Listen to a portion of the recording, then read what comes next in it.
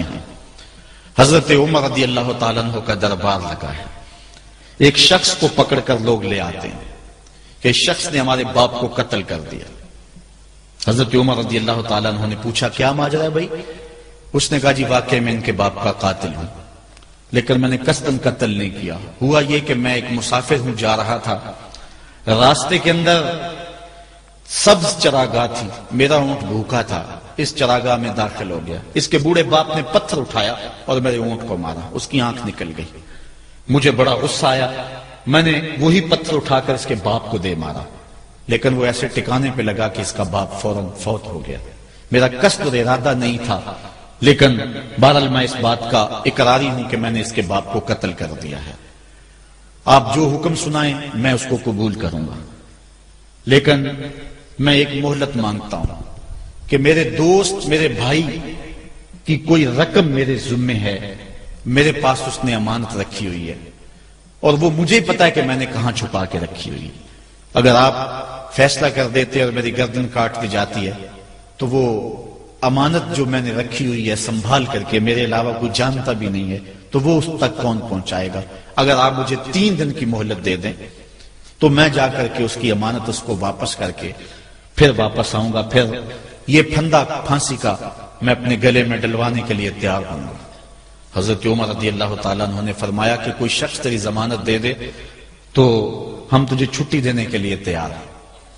اس نے دائیں بائیں دیکھا، پورے مدینے میں اس کا کوئی شناسہ ہی نہیں تھا، واقف ہی نہیں تھا، ایک اجنبی شخص تھا۔ حضرت ابو ذر غفاری کھڑے ہو گئے، کہا حضرت عمر میں اس کی ضمانت دیتا ہوں۔ ضمانت دے دی گئی، وہ چلا گیا۔ تیسرے دن وعدے کا جو وقت تھا، لوگ جمع ہو گئے، دربار لگ گئے، ابھی تک آنے والا نہیں آیا۔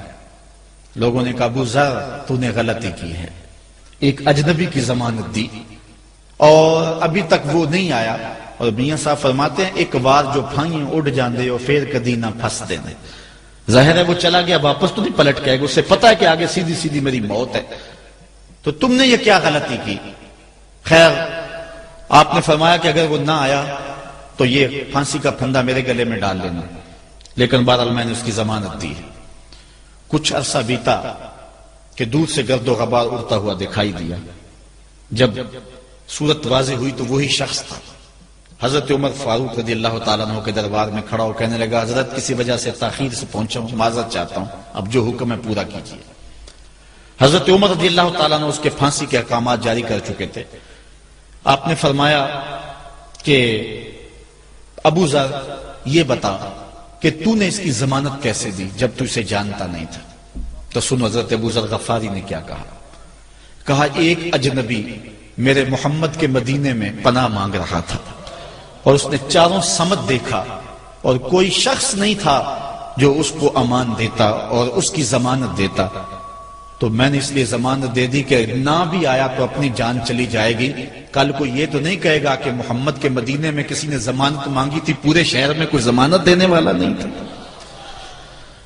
اس کو کہا کہ انہوں نے تو ضمانت دے دی، میاں اب تو بتا کہ تو چلا گیا تھا، تجھے جانتا کوئی نہیں تھا، نہ پلٹ کے آتا تو تجھے کوئی پوچھنے والا نہیں تھا، تو تو نے یہ دوبارہ موت کے منہ میں کیوں اپنا سر رکھا ہے؟ تو اس نے کہا کہ میں نے کہا کہ ایک اجنبی کی ضمانت ایسے شخص نے دی ہے جو مجھے جانتا بھی نہیں ہے، اور اگر میں نہ گیا تو لوگ قیامت تک اجنبیوں پر بھروسہ نہیں کریں گے کہ اجنبی یوں سلوک کیا کرتے ہیں۔ تو حضرت عمر رضی اللہ تعالیٰ عنہ اس کے پھانسی کے احکام جاری کیے، تو جن کے باپ کو قتل کیا تھا وہ بیٹے کھڑے ہو گئے، کہنے لگے تاریخ کی کالک ہم اپنے منہ پہ ملیں گے، ہم بھی اپنے باپ کے قاتل کو معاف کر دیتے ہیں۔ یہ ہماری تاریخ ہے، یہ ہماری کہانی ہے، لیکن آج ہم کس جگہ پہ کھڑے ہیں اور کیا ہماری صورتحال ہے؟ نہ ہمارا کردار رہا اور نہ ہم